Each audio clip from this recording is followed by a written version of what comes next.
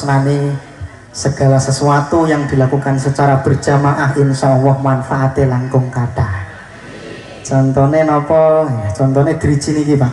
Driji niki nek mung setunggal damel napa mawon susah. Ning mergo driji niki 5 bergabung menjadi satu gawe apa wae bisa. Contohnya gawe nyekel mic bisa, gawe main ke wayang bisa. Kemen kok terimakno gawe ngombe degan ngono iso. Ki nek ora percaya. Kemen kok terimakno gawe ngombe wedang jeruk ngono bisa. Ki nek ora percaya. Niko ana bebas diapekke ning ngomong kali panitia. Oh, nggih menek kok. Nggih. Oke, wayangan mawon kok rewel. Lah iya, lho pasange nek nang kono-kono kae ya ana degane barang. Manten mriko yo benteng. Bro nek nang kene iki. Ya sampean yo urung ngono wis. Ya masane disalang dhewe. Kene jenengan mawon mboten nenten yo kula yo mboten nenten. Lah ya iki. Lah tak kira iki mangkat dhisik ning panggung iki wis ana degane, wis ana wedang jeruke Lah lah. iki mawon tekane kene kula nganti garing meneh nyanyi ya Allah ora ditentemi banyu putih. Sing teko apa banyu putih tok e?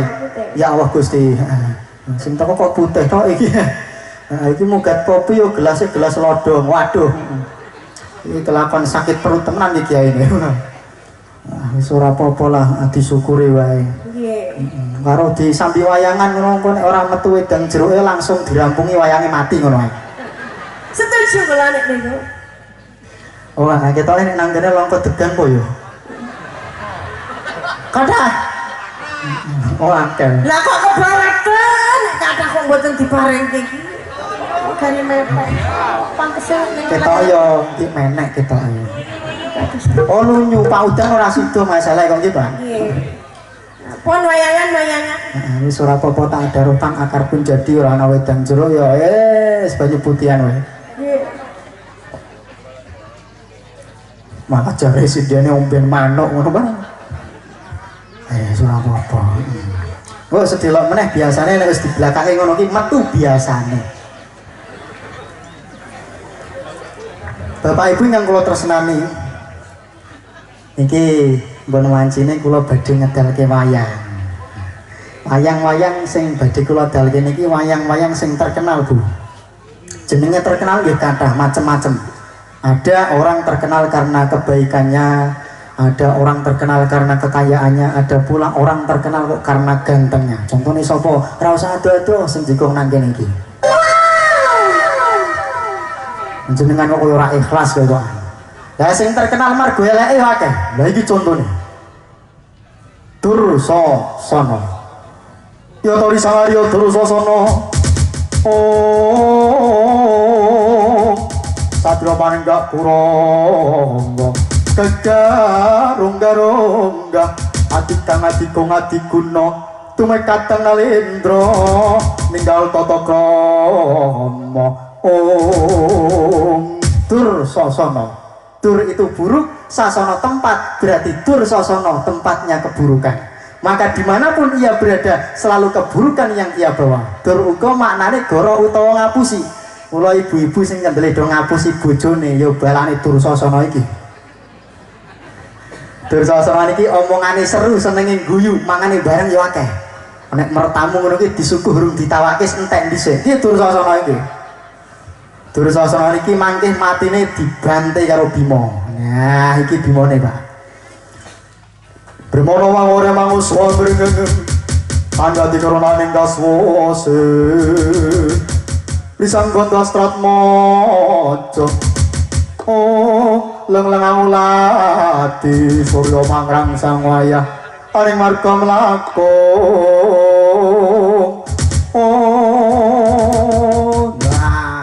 Ngeten iki terus perang niki, Pak. Nek diperangke ngono ya sedina sewengi ora ana rampunge niki. Arep diperangke napa mboten niki, Pak? Perangke walaupun ora ana wedang jeruke. Dikon merangke tapi ora ana wedang. Wih lah. Ayo ketara. Tak enteni. Tak arep tiwas keberangke bisa kepethuk karo aku ning Indrasari kene. Wow, nopo kakang Dursasana. Padha-padha sak peguron. Aku murid Begawan Durna, kaya murid Begawan Durna. Ayo, saiki padha dicoba piwulangi Begawan Durna. Sing luwih unggul Dursasana apa? Werkudara. Wah, yen mancen kowe mengkono sing dadi karepanmu Kakang Dursasana. Ayo, tak ladeni. Sing ati-ati sing peno, tepat gadamu, persat nyawu.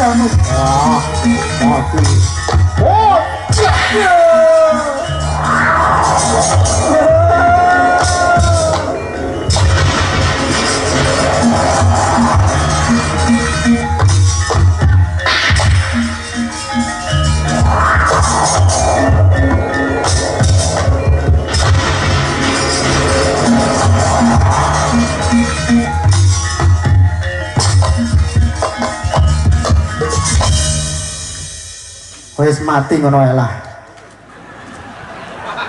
Isih suwi asline, Pak. Oh, is asline wis suwi. Lah iya sedina sewengi nek diteruske ora ono rampunge, tapi sayange kok ora ono wedange. Nah, biasanya kan leret ngombe tekan dhisik barang kok, Pak.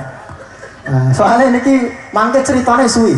Akhirnya niki Dursasana iki keweden 24 kali jenenge kali ceng-ceng goleng kali napa, Pak? Ceng-ceng guling. Monggo sapa wong yang 24 kali ceng-ceng guling bakal ilang kasektene apes uripe Dursasana dadi lan patine. Ning langsunge tak mati ngono ae.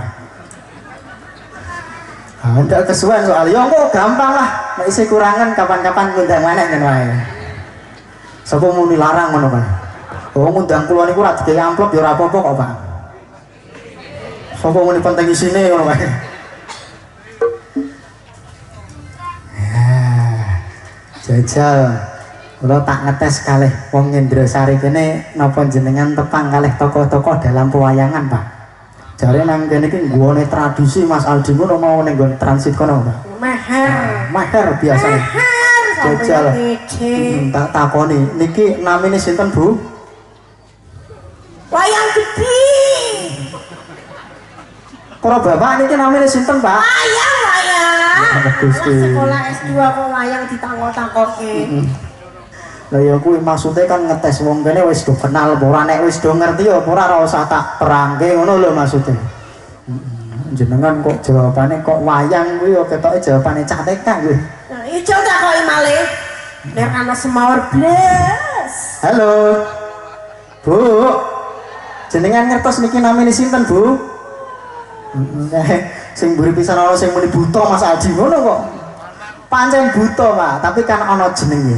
Nah, niki namine Kumbakarna adine Rahwana. Nanging senajan Kumbakarna adine Rahwana, Kumbakarna sifate mulya, Pak. Nek Rahwana kan sifate angkara, nek Kumbakarna niki sifat satriya. Walaupun berbadan besar, berwajah sangar, tetapi selalu membela yang benar. Kayak enggak masalah, Bro, emang dari sononya syukuri aja. Ibaratnya biarlah nggak terlalu ganteng wajahnya, asalkan ganteng hatinya. Biarlah nggak terlalu cantik parasnya, asalkan cantik hatinya. Biarpun miskin harta, asalkan kaya hati. Sing buri muni pret ngono kae. Kumbakarna niki mangan lan turune ngedap-edapi, Bu.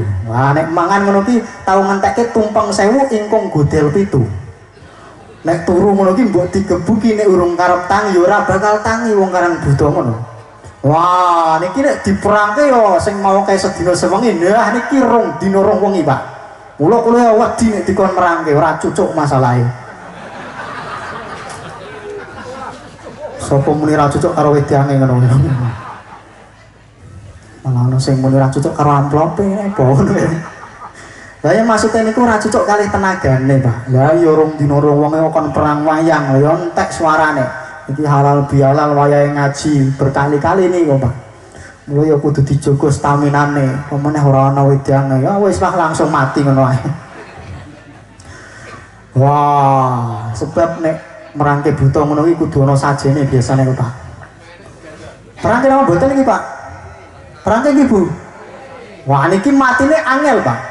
Dipanah putus dua tangannya masih bisa maju perang, dipanah lagi putus kedua kakinya masih bisa mengamuk dengan garang, akhirnya dipanah lehernya putus kepala dari badannya. Kumbakarna gugur bukan karena membela kakaknya tetapi membela tanah airnya tercinta. Nek cara wong Indrasarya NKRI harga mati harap diperangke napa mboten iki.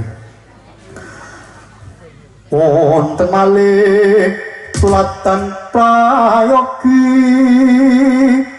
Satriya Agung negari Ngalengka Sang Kumbakarna astane nadyan to mung raseksa parandene gayuh utami tuk prupo ing Ngalengka pindha tarbe atur mringkeng raka mleh nyelenggana dasa muka tangging guhaturing rayi mungsuh Palawanara kandhik lampahing Sang Kumbakarna nguningani dhateng pecahing swasana nggih nyayunan yudha Dewanara menapa reksa negari Ngalengka mandhik mangu raosing Sang Kumbakarna ing gawa-gawa namung ucaping kang rayi nggih dian gunane bisana Kakang Mas Kumbakarna mugi kepareng Kakang Mas Emut percaya swasana perang Ngalengka dalam Dewanara menika mboten sanes ingkang nganjalari namung kejaya Kakang Prabu Rahwanaraja menawi mangke Kakang Mas Kumbakarna badhe majeng wonten Rananggana badhe dados menapa negari Ngalengka punapa Kakang Mas Kumbakarna badhe bebela dhateng tiyang ingkang latah angkara menika. Ayo Kumbakarna etono jiwa pasatriamu negaramu Ngalengka ditak-itak dening Wadewanara balane Rama Wijaya bedhes elek. Kowe lair ana ing bumi Ngalengka besok Madaratipun ing Ngalengka yen nganti kowe lila bumi utah ketih mung didak-idak dening bangsa bangsane Wanara peta apa murid. Ayo Kumbakarna maju ana Rananggana ora perlu kowe mandhik mau ora perlu mandhik mangu jar pancen aku kakangmu mapan ana nggon sing bener aku mapan ana nggon sing bener yen nganti kowe ora gelem milani kadangmu bakal tak loke sak dosamu wis satria jerih ketih wedi mati kok ora kelingan kok ora kelingan kumbo asmane kumbo anak wis mati. Wah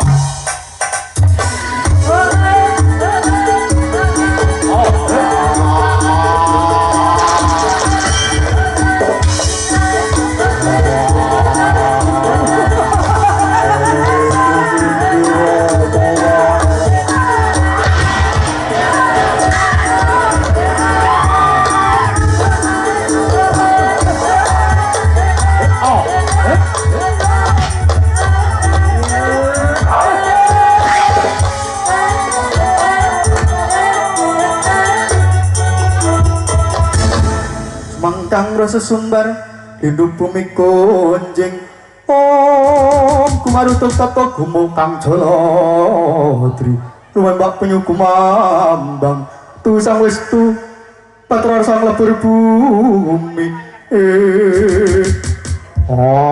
pancang kamoni rasa kumandeg mayong anggonku cumangkah ning Rananggana nanging sing dikepiye bae aku iki dadi anak Ngalengka besok yen aku mati ora urung yo dibangku jroning Ibu Pertiwi Praja Ngalengka sumpah ing batinku muga jagat saisine nekseni nggonku magut umpuh ora bebelo Kakang Rahwana kang pancen kanggala ing budi ning aku magut aedo mergo aku ora lila yen bumi utah getihku mung didak dening bangsa bangsane Wanara balane Prabu Rama Waranana suminggira janjira minggat kumokarna sing ngrampungi.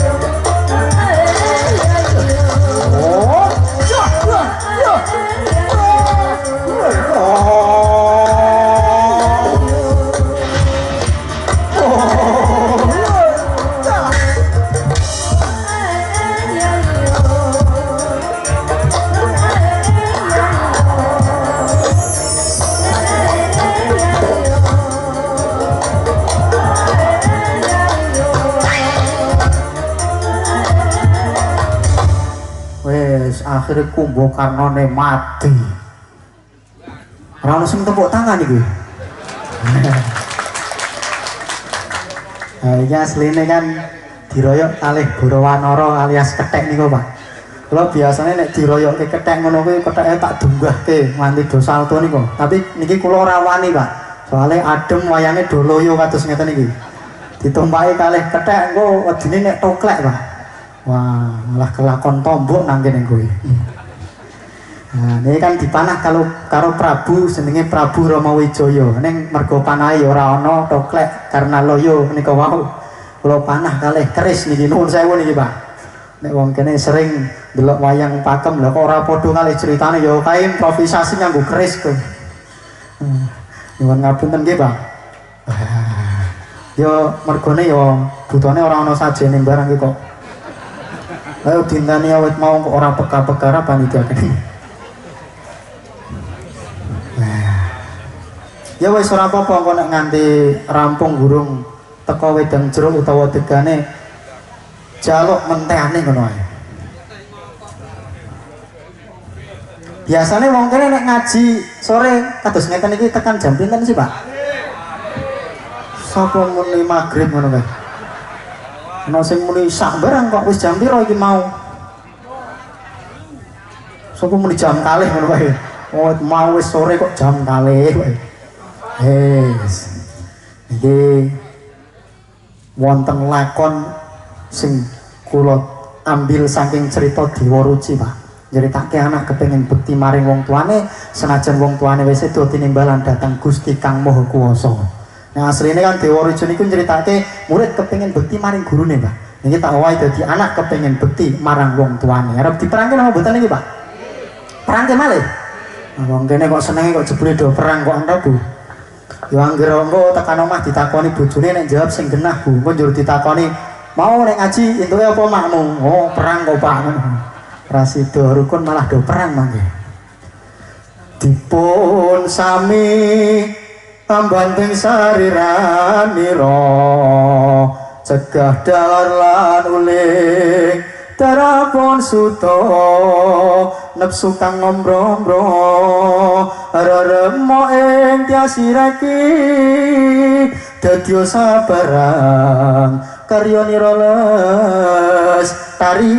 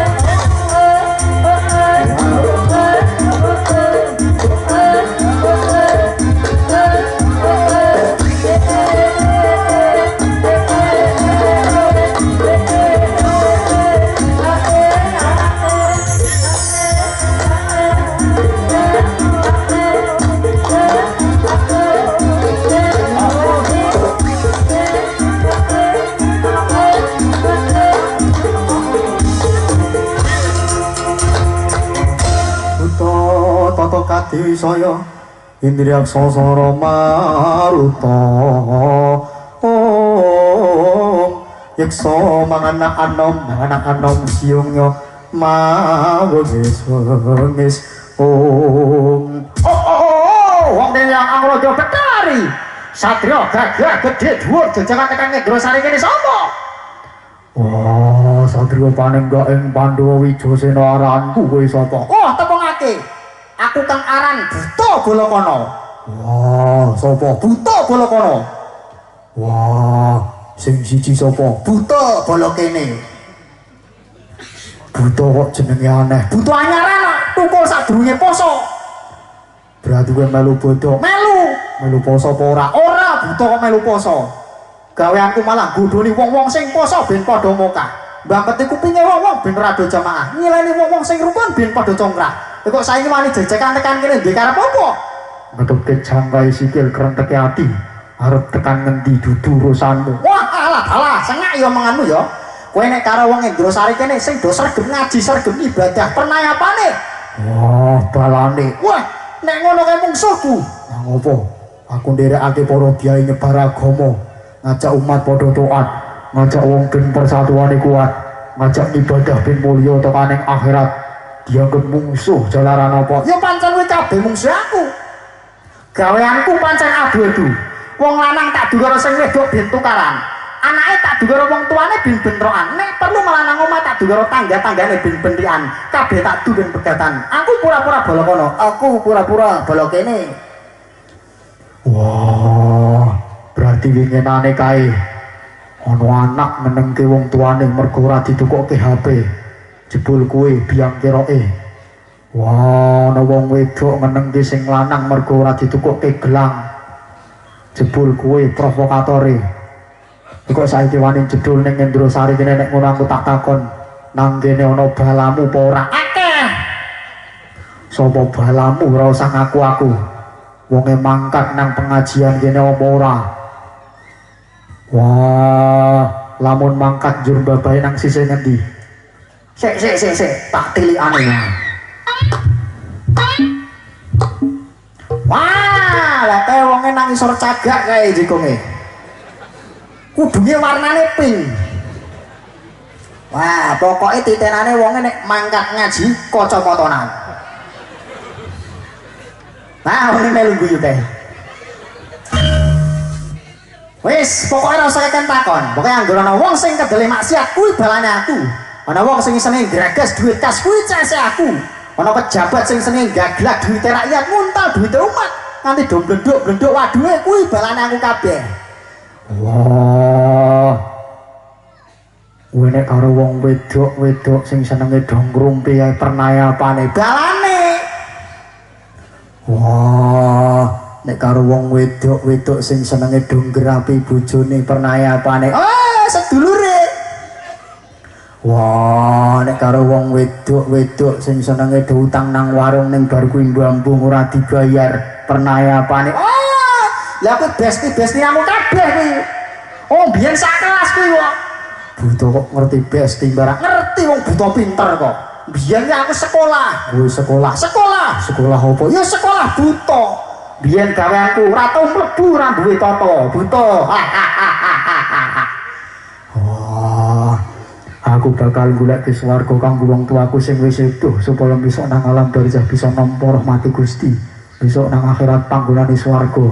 Aku balamu apa mungsuhmu? Mungsuhku. Kowe gelem minggir apa ora? Ora bakal minggir. Wah, ora gelem minggir leno pangendanmu kelakon pecah sirahmu.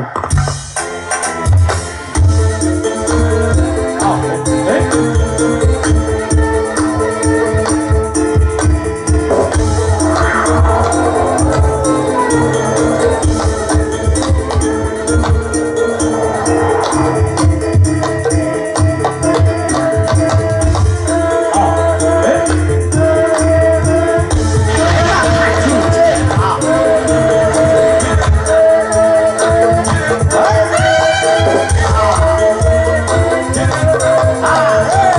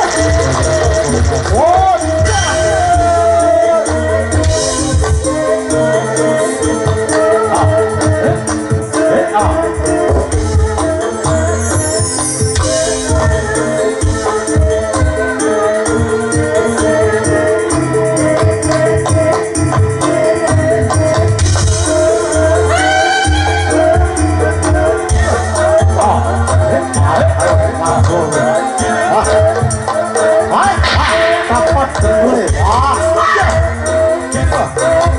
Oh, dapat dulu. Wah,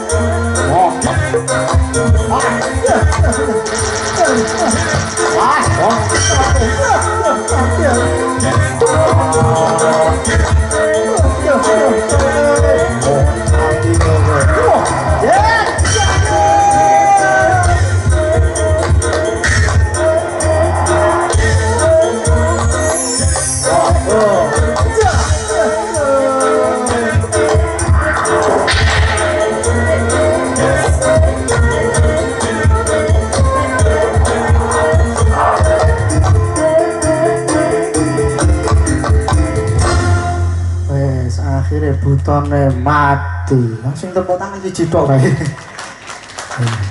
Biasane ngaos kiai ngoten niku nek butone wis mati ngono ki njur kiyaine pamitan ta, Pak? Ya yo wet mau dinteni ora metu-metu kae wedane. Wis ora apa-apa, heeh. Niki wonten wayang paling terkenal, Pak. Mergo kathah tiyang sing mincim-mincim metune wayang niki. Wong Indrasari kudune kenal kalih wayang niki, Bu. Jenengan ngertos niki namine sinten, Bu? Bapak-bapak ngertos, Pak? Sinten? Ya, Sengkuni. Ya tomo Patih Haryo Sengkuni. Oh, Patih Ngastinapura. Lesan mawa wisa demen congkrah marang Sasama. Tumekat Nalendra ninggal tata krama. Oh, Sengkuni saka tembung saka kelawan kuni kang tegese cilakane, remuke, apese, cacate, larane malah tekan matine ya merga sebab saka unine cangkeme dhewe. Sengkuni niki awit isih nom tekan tuwa jahat terus, Bu. Dan ini buktine. Tangan yang satu menunjuk ke depan.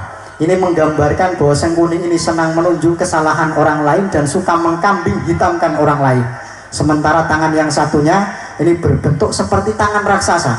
Ini menggambarkan bahwa Sengkuni ini sosok yang serakah, menghalalkan segala cara untuk meraih tujuannya. Mula masyarakat nek wis ana Sengkuni ini mesti bakal rusak masyarakate, remuk uripe.